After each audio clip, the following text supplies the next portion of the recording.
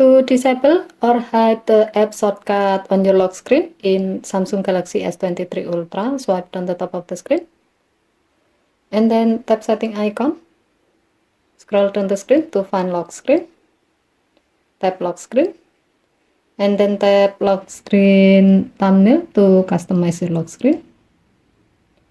Alternatively, you can go to this menu from your lock screen. To do so, on your lock screen, long tap on an empty area and then enter your current screen lock. To disable or hide the left shortcut, tap the shortcut on the bottom left side of the lock screen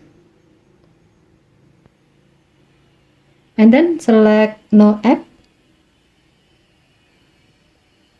You can do the same step if you'd like to disable or hide the right shortcut also. To do so, tap the shortcut on the bottom right of the lock screen and then select no app. To save the change, tap done button. You can see that your phone no longer display app shortcut on your lock screen. Okay, thank you for watching. Have a nice day.